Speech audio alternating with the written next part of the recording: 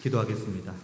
은혜가 풍성하신 하나님, 임마누엘 찬양대의 찬양의 고백대로 부활의 주님을 기뻐하고 즐거워하며 승리의 주님을 항상 경외하는 자리에 우리 모두가 있기를 간절히 원합니다.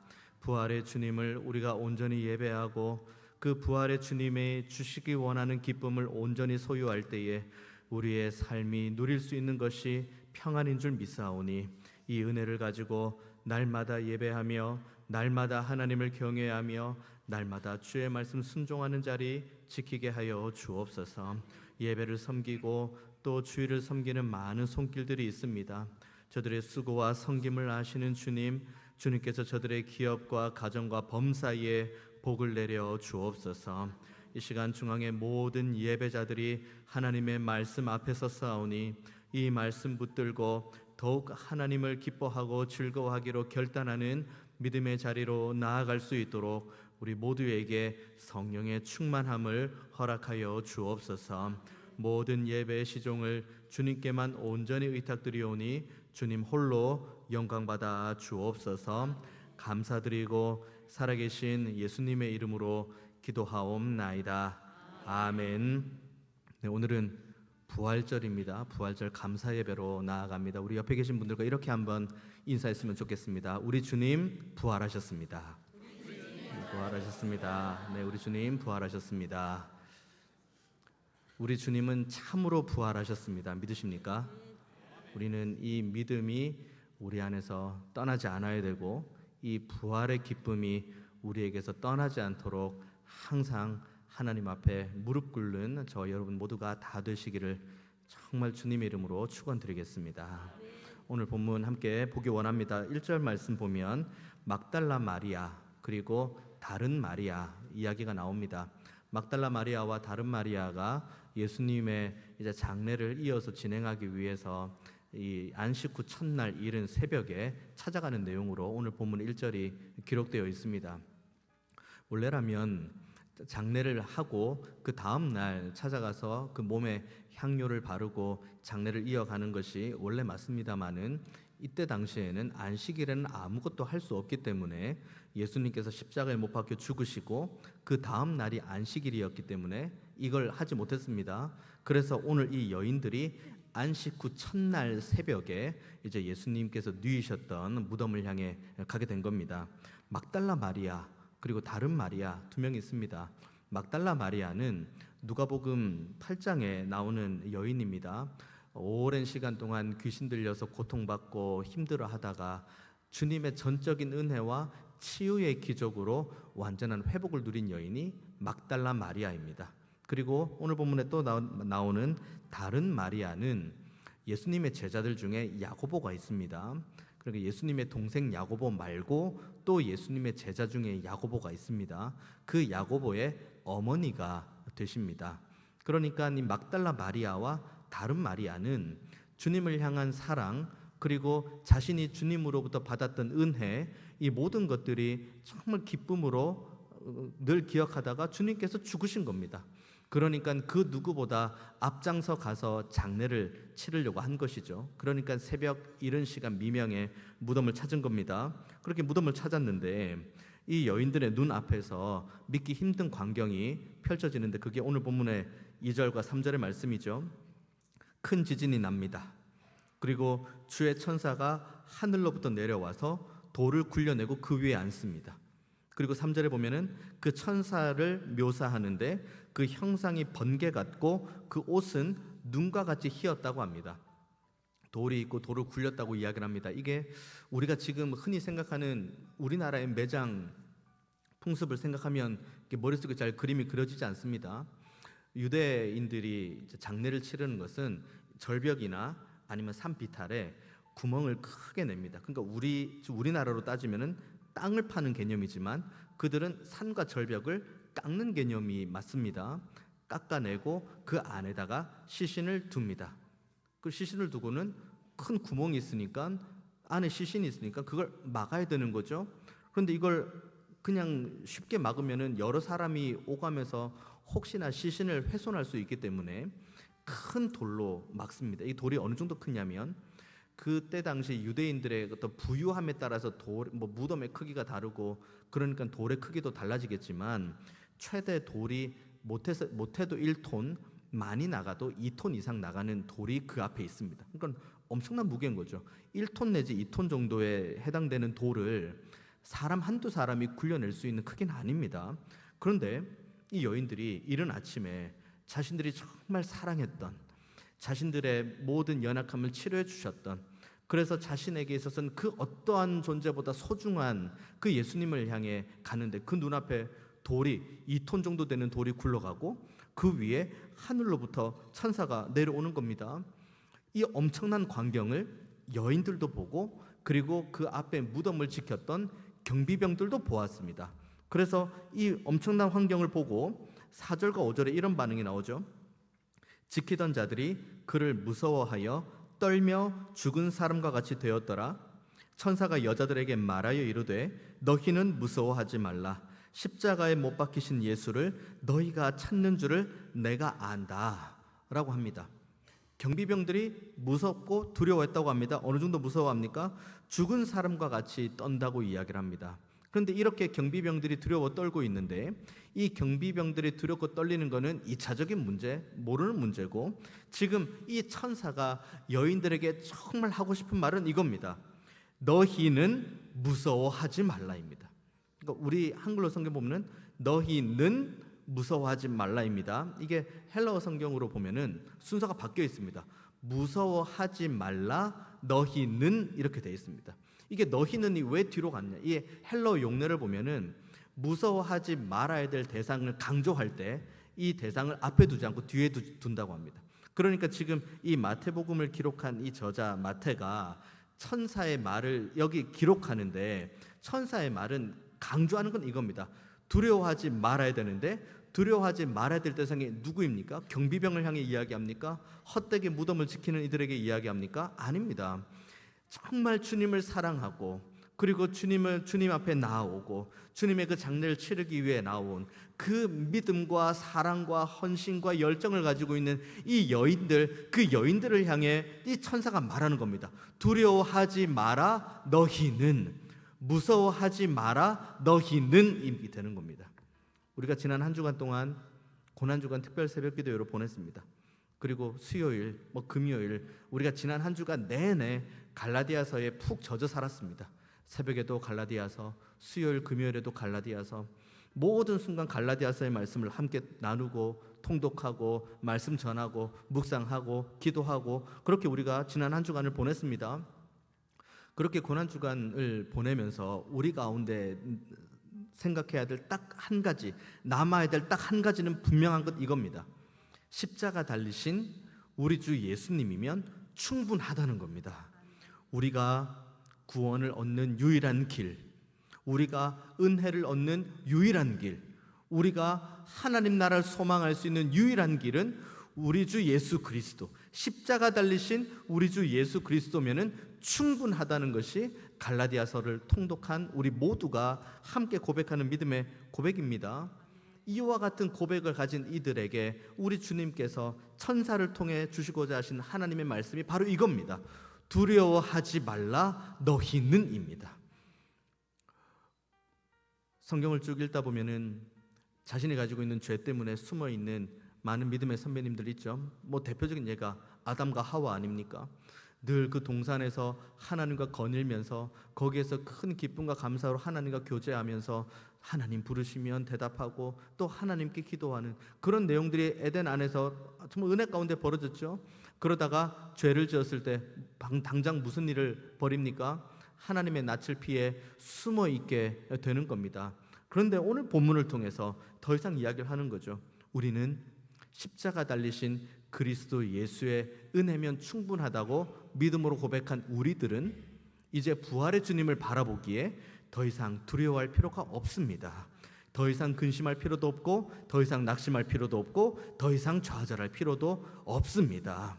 우리가 가지고 있는 어떤 주홍과도 같은 죄일지라도 십자가 달리신 주님께서 다 도말하셨고 그리고 주님께서 부활하셨기에 우리도 그 주님을 믿는 믿음 안에서 부활하게 될 줄로 믿습니다. 이 부활의 은혜 가운데에 모든 두려움을 다 내려놓는 저와 여러분, 두려워하지 말라 너희는, 무서워하지 말라 너희는 이라는 이 주님의 은혜 앞에 우리가 아멘으로 화답하는 우리 모두가 다 되기를 원합니다. 이제 두려워하지 말라고 이야기한 다음에 이제 이 천사가 적극적으로 이 여인들에게 말을 합니다. 무슨 말을 이야기합니까? 오늘 본문 6절과 7절 말씀이죠. 그가 여기 계시지 않고 그가 말씀하시던 대로 살아나셨느니라. 와서 그가 누우셨던 곳을 보라. 또 빨리 가서 그의 제자들에게 이르되 그가 죽은 자 가운데에서 살아나셨고 너희보다 먼저 갈릴리로 가시나니 거기서 너희가 배우리라 하라. 딱 두 가지를 부탁을 합니다. 와서 이 빈 무덤을 보라는 겁니다. 지금 이 상황을 여러분 머릿속에 그림을 한번 그려보시면 이 여인들이 무덤에 갔습니다. 예수님의 누워 계신 예수님의 몸에 향료를 바르고 남은 장례를 치르기 위해서 왔습니다. 그런데 그 눈앞에서 초자연적인 광경을 본 거죠. 돌이 굴려가고 천사가 내려오고 지진이 나고 경비병들 무서워서 도망가고 그 가운데 있습니다. 그런데 이 천사가 적극적으로 말하는 것 하나, 주님이 다시 살아나셨다라고 말씀을 하신 다음에 여기 와서 보라는 겁니다. 뭘 보라는 겁니까? 빈 무덤을 보라는 거예요. 내가 너희들에게 말한 것이 이게 참인지 거짓인지 와서 보라는 겁니다. 빈 무덤. 그런데 이 빈 무덤을 이야기하는데 이 천사가 뭘 강조합니까? 6절의 말씀, 그가 여기 계시지 않고 뭐 따라서요? 그가 말씀하시던 대로 살아나셨다고 이야기합니다. 그러니까 빈 무덤이 된 이유는, 빈 무덤이 나올 수밖에 없는 이유는 주님께서 십자가 지시기 전에 공생애를 지내면서 이미 수많은 말씀들을 통해 자신의 십자가 죽으심과 부활을 온전하게 전했고, 이제는 주님께서 주신 모든 말씀이 이 빈 무덤을 통해서 완전하게 성취되었다는 것을 이 여인들에게 말해주고 있는 거죠. 또 하나 말씀이 있죠. 이제 이 빈 무덤을 보고 말씀대로 빈 무덤을 보고 살아났으니까 제자들에게 가서 이전의 말씀을 전해주라고 이야기합니다. 그 이전의 말씀이 뭐냐면 갈릴리로 가라고 제자들에게 말해라고 합니다. 내가 이전에 제자들에게 말한 게 있으니까 제자들에게 갈릴리로 가라고 하면 그들이 알아들을 거야 라고 지금 이야기를 하는 겁니다. 그러면 무슨 말씀을 하셨던 겁니까? 마태복음 26장에 나옵니다. 마태복음 26장 31절 32절 이렇게 기록되어 있습니다. 그때에 예수께서 제자들에게 이르시되 오늘 밤에 너희가 다 나를 버리리라. 기록된 바 내가 목자를 치리니 양의 떼가 흩어지리라 하였느니라. 그러나 내가 살아난 후에 너희보다 먼저 갈릴리로 가리라. 이 26장의 상황은 주님께서 십자가에 못 박히시기 전에 제자들을 불러 모으시고 자신이 어떠한 죽음으로 하나님 앞에 영광 올려드릴지에 대한 내용들이 자세히 기록되어 있습니다. 가룟 유다는 이미 예수님을 팔기 위해 떠난 상태, 그리고 베드로에게 이야기하니 베드로는 자신은 절대로 부인하지 않겠다고 말하는 그 모든 내용들이 다 기록된 게 마태복음 26장입니다. 예수님께서 살아계실 때죠. 그 살아계실 때 26장에 분명히 말씀하신 것, 내가 살아난 후에 어디로 간다고요? 갈릴리로 내가 다시 간다고 26장에 말씀하셨던 것을 오늘 본문의 천사가 다시 말해주고 있는 거예요. 그러니까 이 본문은 결국 뭘 이야기하는 겁니까? 주님께서 주셨던 모든 말씀은 다 성취되었다고 이 본문은 말해주고 있는 겁니다. 여기서 말하는 다는 어디까지 포함됩니까? 십자가의 죽으심, 그리고 부활, 여기까지 다 주님께서 말씀하신 모든 것들은 다 성취가 된 겁니다. 이 성취된 것을 이 천사가 말해주고, 자, 이 성취감이 있으니까 너희들은 무서워하지 말고 제자들에게 가서 갈릴리로 가라고 이야기를 해. 지금 천사가 말하고 있습니다. 그 이야기를 듣고 이 여자들이 8절에 이렇게 이야기 나오죠. 그 여자들이 무서움과 큰 기쁨으로 빨리 무덤을 떠나 제자들에게 알리려고 다름질을 한다는 내용이 나옵니다. 이상하죠? 방금까지만 해도 무서워하지 마라, 너희는 무서워하지 마라, 와서 빈 무덤을 봐라, 그리고 빈 무덤 보고 봐라, 주님께서 말씀하신 대로 되지 않았냐. 그러니까 모든 것들에 대해서 무서워하지 마라는 말씀으로 계속 이어가고 있는데 갑자기 8절에 보면은 또 이 여자들이 무서움과 큰 기쁨으로 빨리 달려갔다고 이야기합니다. 아니, 큰 기쁨으로 갔다고 하는 건 내가 이해가 되는데 무서움은 또 여기 왜 있는 건가? 무서움, 큰 기쁨, 우리가 한글 성경으로 쭉 보면 이게 양가 감정처럼 보입니다만은 이걸 헬라어 성경으로 보면은 양가 감정, 그러니까 무서움이라는 감정이 있고 큰 기쁨이라는 감정, 이 두 가지 감정이 있는 것이 아니라 큰 기쁨과 함께하는 두려움이 보다 더 바른 해석입니다. 그러니까 큰 기쁨과 함께하는 두려움으로 가는 겁니다. 이거 많이 들어보지 않으셨습니까? 큰 기쁨과 함께하는 두려움, 성경의 곳곳에 나오는 단어 두 글자 있습니다. 그 두 글자는 바로 경외입니다. 그러니까 지금 이 여인들은 그런 무서운 마음, 단순히 두렵고 떨리고 죽은 자처럼 떨리는 그런 무서움을 말하는 게 아니라 큰 기쁨과 함께하는 무서움, 다시 말하면 하나님을 향한 경외의 믿음이 온전하게 새겨진 상태로 제자들에게 천사가 준 말을 전하러 가는 겁니다. 이 경외, 성경에 어디 나와 있는지 한번 보면 이 경외가 어떤 의미로 사용되는지 우리 알 수 있습니다. 두 가지 본문만 한번 보겠습니다. 창세기 22장 보면은 이 경외란 단어 이렇게 나옵니다. 사자가 이르시되 그 아이에게 내 손을 대지 말라, 그에게 아무 일도 하지 말라, 내가 내 아들 내 독자까지도 내게 아끼지 아니하였으니 내가 이제야 내가 하나님을 경외하는 줄을 아노라.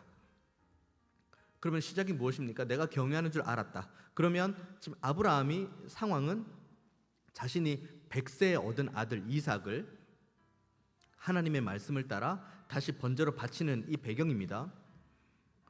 하나님을 경외하는 믿음이 있었습니다. 하나님을 경외하는 믿음을 가지고 100세에 얻은 이삭을 번제 제물로 드리기 위해 모리아산을 올라갑니다. 경외함이 있죠. 그리고 받은 말씀에 대한 순종이 있죠.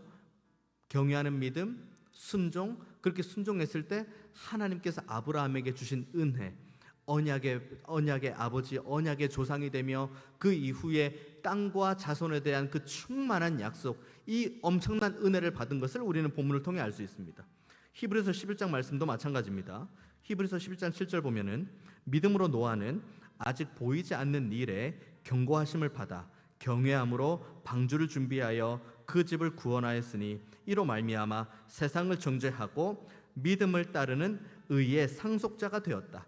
여기 경외란 단어가 나옵니다. 노아가 경외함, 큰 기쁨이 있는 두려움, 경외함을 가지고 하나님의 말씀을 받습니다. 그 말씀 무엇입니까? 방주 짓는 겁니다. 방주 어디에 지어야 됩니까? 방주 배니까요, 물 위에 지어야죠. 그런데 산 위에 짓습니다. 하나님의 명령이죠. 그리고 이 방주를 짓는 기간이 5년, 10년 아닙니다. 학자마다 다르지만 보통 80년에서 120년까지 이야기가 나옵니다. 장면을 상상해 보십시오. 산 위에다가 배를 짓기 시작하는데 그걸 80년 내지 120년 동안 그걸 짓습니다. 많은 사람들이 어떻게 생각할까요? 정말 믿음을 가지고 그 배를 지었다고 생각을 할까요? 조롱하고 멸시하고 드디어 저 노아가 어떻게 잘못됐나 보다, 그 생각을 할 겁니다. 하지만 노아는 그 어떠한 사람들의 이야기는 듣지 않았어요. 왜요? 하나님을 경외하는 이 믿음이 분명하게 있었으니까요. 그러니까 하나님을 경외하는 믿음이 있습니다. 그래서 사람들이 뭐라고 하든 순종합니다. 경외하는 믿음, 순종, 그에 대한 은혜가 나오죠. 오늘 본문에 나오는 것처럼 믿음을 따르는 의의 상속자가 되었다입니다. 지금 이 여인도 이 여인들도 마찬가지입니다. 하나님 앞에서 너무나도 많은 은혜를 받아서 장례를 진행하러 갔다가 초자연적인 환경들을 만납니다. 그리고 천사의 말을 듣습니다. 모든 두려움은 사라지고 그들의 마음 가운데에는 하나님을 경외하는 믿음만 가득합니다. 이제 이 경외하는 믿음을 가지고 여기 아브라함처럼 노아처럼 이 여인이 달려갑니다. 경외하는 믿음을 가지고 천사로부터 받은 말을 가지고 제자들에게 전하는 이 자리로 달려갑니다. 그렇게 달려가는데 이 여인들이 받은 은혜가 무엇입니까? 아브라함도 은혜 받았고 노아도 은혜 받았는데 그러면 이 여인들이 받은 은혜가 무엇입니까? 9절의 말씀 나오죠. 예수께서 그들을 만나 이르시되 평안하냐. 두 개 나옵니다. 하나님을 경외하는 믿음을 가지고 천사를 통해 주신 하나님의 말씀 붙들고 제자들에게 가는 순종의 걸음이 있을 때 부활하신 예수님을 가장 먼저 볼 수 있는 특권이 이 여인들에게 주어졌습니다. 또 하나, 평안하냐고 묻습니다. 이 평안하냐고 묻는 것은 예수님께서 물으십니다. 그동안은 천사와의 대화죠. 이제는 천사는 없습니다. 이제 누구와 대화입니까? 부활하신 주님과 대화입니다. 부활하신 주님께서 이 여인에게 평안하냐고 묻습니다. 궁금해서 묻는 걸까요? 너희들 평안하니? 평안 안 하니? 내가 궁금해서 물어보는 건데 평안하니? 라고 궁금해서 물어보시는 걸까요? 이 본문은 예수님께서, 부활하신 예수님께서 이 여인들에게 평안을 명령하시는 겁니다. 부활하신 주님, 그 주님께서 이 여인에게 가장 먼저 주기 원하시는 은혜는 자신을 가장 먼저 만날 수 있는 특권을 주신 것과 그 여인에게 하늘 하나님께서 허락하시는 평강을 약속하시는 겁니다. 그러면 우리도 마찬가지입니다. 우리도 이 여인들과 같이 부활의 증인입니다. 우리는 부활의 주님을 다 알고 있습니다. 부활하신 주님을 우리는 이미 믿음으로 수납하고 이 믿음을 가지고 주님 앞에 날마다 발을 붙잡고 예배하고 경배하는 자리로 나아갑니다. 그 가는 길이 녹록합니까? 하나님을 경외하는 믿음을 가지고, 그리고 이 부활의 주님을 향한 감사와 찬양과 이 고백을 가지고 부활의 증인된 삶을 살아가는 우리의 삶이 정말 평안한 삶밖에 없습니까? 육체적으로 연약함이 찾아올 때 얼마나 많은 근심이 됩니까? 경제적으로 어려움들, 그리고 사업적으로도 어려운 일, 직장의 불안함, 그리고 우리가 가지고 있는 주변 사람들과의 그런 관계의 문제, 수많은 근심과 걱정들이 우리에게 있습니다. 그런데 수많은 근심과 걱정 가운데에서 우리는 하나님을 경외하는 믿음, 오늘 본문으로 따지면은 큰 무서움과 큰 기쁨으로 이 말씀 붙들고 나아갑니다. 상황은 여전해요. 환경은 여전합니다. 하지만 이 가운데에 경외하는 믿음을 가지고 하나님 말씀 가지고 어렵고 힘들지만 한 걸음 떼는 순종할 때 주께서 우리에게 주시기 원하시는 것은 너희가 평안이 있느냐라고 묻는 질문. 이것은 궁금해서 그러는 것이 아니라 우리 모두에게 너희가 오늘도 평안이 있기를 원한다는 이 주님의 따뜻한 은혜가 있다는 것을 기억하는 우리 모두가 되기를 원합니다. 세상에 주는 기쁨 물론 있습니다. 세상에 주는 평안 물론 있습니다. 세상에 주는 감사의 제목 물론 있습니다. 하지만 그것은 참된 기쁨, 참된 평안, 참된 감사가 아닙니다. 오직 주님만이 우리에게 참된 기쁨을 주십니다. 오직 주님만이 우리에게 참된 평강을 주시고 참된 감사의 제목을 주십니다. 그러기에 우리는 하나님을 경외하는 이 믿음을 가지고 주의 말씀 붙들고 주변의 상황이 여전히 녹록지 않고 어렵고 힘들지만 그럼에도 불구하고 달려가야 됩니다. 왠지 아십니까? 우리는 부활의 증인이기 때문입니다. 주님께서 우리에게 부활의 기쁨과 감사와 소망을 이미 우리에게 주셨기 때문입니다. 그래서 우리는 달려갈 수가 있는 겁니다. 그리고 그렇게 달려가는 가운데에 우리가 울고 우리가 애통해하며 우리가 가슴 아파할 때마다 여기 9절에 나와 있는 것처럼 우리는 발을 붙잡고 경배할 대상이 계십니다. 누구십니까? 우리 주 예수님. 부활하신 우리 주 예수님을 우리는 힘들고 어렵고 낭망할 때마다 그 발 붙들고 우리는 경배할 수 있는 특권이 있다는 사실을 항상 기억하는 저와 여러분 되기를 원합니다. 그리고 예수님께서 이제 다시 말씀하십니다. 방금까지는 천사들이 예수님께서 이전에 주셨던 말씀으로 제자들에게 가라고 이야기하는데 이젠 예수님께서 직접 말씀하시죠. 뭐라고 말씀하십니까? 무서워하지 말라. 가서 내 형제들에게 갈릴리로 가라 하라. 갈릴리. 다시 갈릴리 이야기하십니다. 갈릴리. 어디가 갈릴리입니까? 주님께서 공생의 사역을 처음 시작하셨던 곳 갈릴리입니다. 주님께서 제자들을 불러 세우셨던 곳 갈릴리입니다. 그리고 주님께서 그 갈릴리, 이방인이 많이 있기 때문에 많은 유대인들이 멸시하고 천대했던 그 땅에서 수많은 기적을 베풀어 주었던 땅, 그 땅이 바로 갈릴리입니다. 주님께서 내가 먼저 그 갈릴리에 가 있을 테니 제자들에게 좀 말해다오. 내가 이전에 너희들과 함께 약속했던 거 기억나지? 내가 다시 살아나면 갈릴리로 내가 먼저 가 있을 테니까 너희들도 이 소식을 듣는 대로 갈릴리로 오라고 이야기합니다. 왜 갈릴리로 오라고 하십니까? 부활의 주님께서 수많은 이 이스라엘의 여러 지명들이 있는데요, 다시 시작하는 곳입니다. 다시 주님의 은혜로 부름 받는 곳입니다. 그리고 다시 한번 주의 은혜와 기적을 소망하는 자리입니다. 무엇보다 부활의 주님을 다시 온전하게 만날 수 있는 곳이 주님께서 말씀하시는 갈릴리입니다.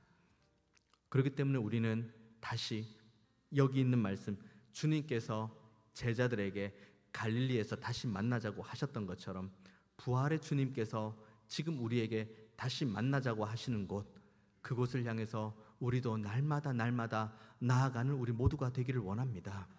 부활의 주님은 이미 거기 계십니다. 우리가 아무리 빠른 다름질을 해서 갈릴리에 도착한다 할지라도 그곳에 이미 주님이 계십니다. 우리가 살아가는 모든 삶의 여정이 있습니다. 우리 앞에 어떤 일이 펼쳐질지 아무도 모릅니다. 하지만 한 가지 확실한 것, 분명한 것 하나 있습니다. 무슨 일이 펼쳐지든 어떤 일이 벌어지든 바로 그곳에 주님은 이미 계십니다. 그리고 주님께서 우리에게 오라고 하십니다. 큰 기쁨과 두려움, 경외함을 가지고 말씀만 붙들고 부활의 주님과 함께 그 길로 오라고 이야기합니다. 우리가 그 길로 가게 된다면 우리는 그곳에서 부활의 주님을 다시 온전하게 경험하는 믿음이 회복될 줄 믿습니다. 그리고 바로 그곳에서 우리는 주의 발을 붙들고 통곡을 하고 가슴을 치며 주님 살아나셨군요, 주님 다시 살아나셨군요, 이렇게 우리가 찬양하고 예배하고 기뻐하게 될 줄 우리는 믿습니다. 우리 이 믿음을 함께 회복하기 원합니다. 부활의 주님을 향한 온전한 믿음, 부활의 주님을 향한 온전한 신앙. 그래서 십자가에 달려 죽으시고 부활하신 주님 한 분이면 충분하다는 이 믿음이 저와 여러분에게 떠나지 않기를 원합니다. 이 믿음 가지고 또 우리는 내일을 살아갑니다. 그리고 내일은 이미 부활의 주님이 계십니다. 그 주님을 소망하고 그 주님을 바라보고 그 주님과 함께 동행하는 가운데에 주님 주시기로 약속하신 평안과 기쁨을 충만하게 누리는 우리 모두가 다 되시기를 주님의 이름으로 축원드리겠습니다. 기도하겠습니다. 은혜가 풍성하신 하나님, 부활의 주님을 우리가 온전히 경험하기를 원합니다. 우리의 무뎌졌던 믿음과 우리가 놓쳐버린 기쁨을 다시 한번 회복하기를 원하오니 주여, 우리가 부활의 주님을 앙망하며 예배할 때에 다시 한번 믿음의 견고함을 더하여 주시고 부활의 기쁨, 부활의 소망을 다시 한번 우리에게 부릴 듯 일어나게 하여 주옵소서. 감사드리고 살아계신 예수님의 이름으로 기도하옵나이다. 아멘.